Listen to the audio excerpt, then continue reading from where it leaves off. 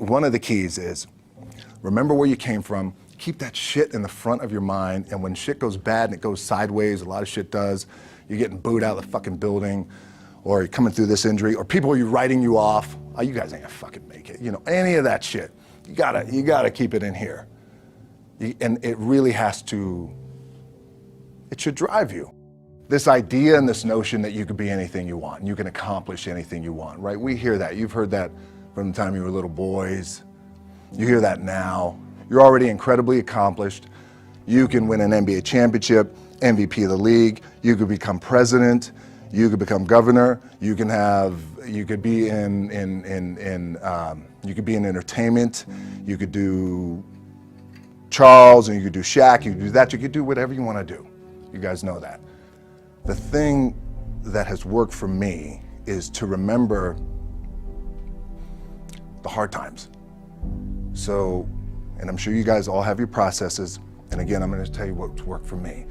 So before a big movie comes out, before back in the days when I was wrestling with WWE, a WrestleMania match, anything big that would happen, I would always take a moment and I'd just remind myself, all right, I was evicted when I was 14. We were kicked off the island. We couldn't live in Hawaii. Had no place to live. A lot of shit happened then when I moved to Nashville. I was arrested multiple times by the time I was 16 years old. I gotta remember that. If I were playing on this team, which my skills are, what's that term? Oh, the shits. So I never play. But before I lace up, before I get on the court, before I play in these big games, before I go to the Staples Center, where history is there, those are historic walls there at the Staples Center. I would remember that, and it allows me then to be present in the moment and understand, holy shit, the stuff I have around me right now, this is the shit that I dreamed of when I was a kid. I am here. I played for University of Miami, played for great teams. Warren Sapp, Ray Lewis, they were my teammates. They were balling. Warren Sapp was playing tight end that time. I was starting defensive tackle. Yeah, they moved him over to D-line. And he looked at me, he's like, yo, dude, I'm gonna take your spot. I said, you ain't taking my fucking spot. He said, I'm gonna take your spot. I said, no, you ain't. We battled, and he took my spot. Now, you can imagine how that fucked with me, because there goes my opportunity. He went in, switched to defensive tackle, lit the world on fire. Well, what that did, it crushed me, it crushed my dreams. I had a piss poor senior year, zero production, no NFL, no combine invite, nothing. Finally went to the CFL, Calgary Stampeders, making $250 a week Canadian. Now, I had to send that shit home to my wife at that time. I had no money. So I remember that. When I got cut from Canada, I had $7 in my pocket. And I always tell that story. So now my production company is $7, advertising agency is $7, everything is $7. So I always remember that. What helps me is to keep the hard times in the front of my mind, because it allows me to go into these big moments that I've worked my ass off, and you guys have worked your ass off. It allows me to go into these big moments with a different perspective. What it also does for me, and again, this is what works for me. Like, I keep my back, excuse my language, my back is up against this motherfucker. Every day, it's against this fucking wall. Excuse my language, ladies in the room. But it's up against this motherfucker because it's what I believe in. And when my back is against this motherfucker, then there's nowhere to go. But that way, that's it. So I feel like this could be something, an ideology and mindset that could help you, if you look at it that way. Because you made it already. We made it. We're successful boys, and we're lucky boys to be where we're at. Oh, you guys made it. Everybody's rich in the room. Nobody's gonna get evicted anymore. Anything you got, there's no more money problems, right? You got a lot of hands out now. Hey, can I get a little bit? Can I get a little bit? Right, that happens. But when you make it, for me, I need this. I need this. So every day, my back is up against this motherfucker, and this is how I operate.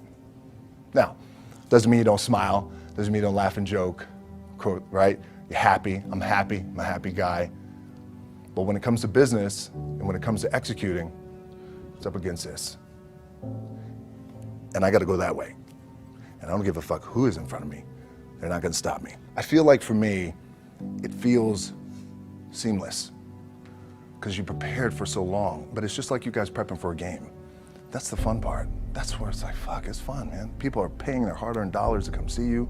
They're cheering. They're going bananas. They're booing the shit out of you or on the road. That's fun.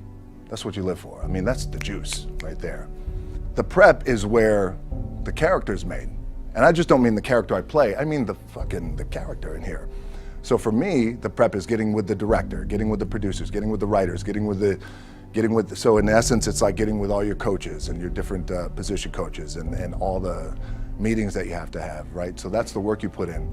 The key for me was, where does it start? What's the anchor? What's the anchor? So I could have all these ambitions and you guys have all these ambitions, which is great. It's important. I'll play this role, you'll play that role. I'll execute this thing and it'll come out this summer. You guys will execute this thing during the summer, right, when it's time to really put in a lot more work. But the key with me is just always finding what the anchor is. And the fucking anchor is getting up at 4 o'clock in the morning every day before anybody else and grounding my thought process is in the no one will outwork me. No one. I love and I respect you guys. You motherfuckers won't outwork me. All starts with this. 2 hands, putting it to work. The anchor for me has always been the work in terms of the weight room training. So when I first started wrestling, I was 6 years old, rolling on the mats with my dad. My old man, a lot of you guys won't know this. Yeah, Rocky Johnson. My old man was Rocky Johnson. He was the first black WWF at that time. First black WWE tag team champions with Tony Atlas back in 1983. My uncles were Wild Samoans. I come from a long line of pro wrestlers. But before the wrestling part happened, I was just in the gym putting in the work. At 6 years old, rolling around on the mats. And finally when I could touch weights at 13, that's what I was doing. But the weight part for me and the gym part has always been, has to be the anchor. Look, at the end of the day, like again, it's the kind of stuff that I talked about at top is I have to hold on to my dad in his pickup truck came down 4 o'clock in the morning, picked me up in Miami from Tampa. We lived in a little shitty apartment in Tampa. He drove down in his little pickup truck to Miami to get me when I was cut from the CFL.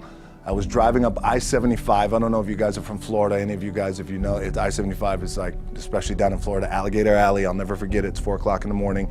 And I thought, well, fuck. I leave home like you guys left home. I'm ready to tackle the world, to get after it, achieve my dreams and goals. Fucking crushed by 22, 23 years old. Now I gotta move back in with my mom and dad. I played on great teams though. Wait a second, this is not supposed to be my future.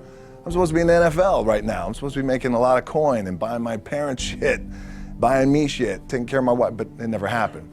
So I pulled out my wallet, I thought, well, let me see how much money I have. I opened it up, I had a 5, a 1, and change. I'm not fucking around, well, at least I rounded up to $7. But I thought, God, ain't this a bitch? I got $7 in my pocket. Where the fuck do I go now? What do I do? I can't go back to CFL, because the point comes where you hear that voice, big run's over. Like, you're done, right? So I heard that voice.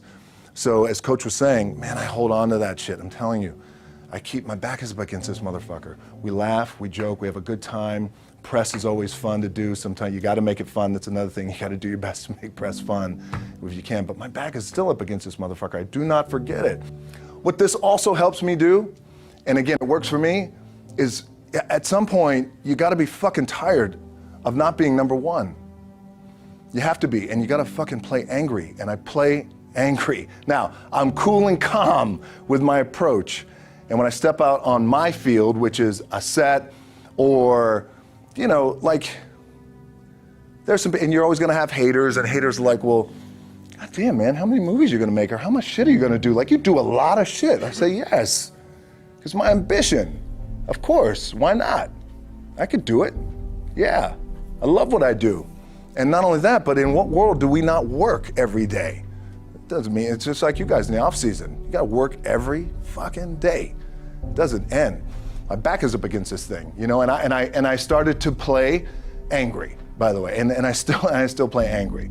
My last match, Brock Lesnar, transitioned, and I realized if I had to be great at something, I wanted to be great in this world of Hollywood and movie making and producing and entertainment, I had to commit, and like you guys have to commit. Obviously, you commit to something, commit to the goal. So I quietly retired. 2 years later, I thought, what the fuck did I do with my career? Because my movies were not doing well. I was written off. I was like, it was around 2006, 2007. I was like, God damn. I left, I pulled a Jim Brown. I left when I was on top, like #1 in the wrestling business, and I left. It was a ballsy, gutsy, some call it stupid move, but I had to commit and I had to follow what was in my gut. And at that time, I'll share this with you guys, and Will Smith is my boy, and I sat down at that time with the agency I was with, and they said, what do you want to accomplish? I said, I want to accomplish the world. I want the world, and I want Will Smith's career, and I said, and I mean this respectfully because I know he's here at this agency with us, I want to do it bigger and better. And they looked at me like I had 3 fucking heads, and they were like, okay. But I still stayed focused, and I still had still put in the hard work with my 2 hands, and that's it. And that's what it comes down to with you guys. One of the keys is, remember where you came from, keep that shit in the front of your mind, and when shit goes bad and it goes sideways, a lot of shit does, you're getting booed out of the fucking building, or you're coming through this injury, or people are writing you off, oh, you guys ain't gonna fucking make it, you know, any of that shit. You gotta keep it in here. And it really has to, it should drive you.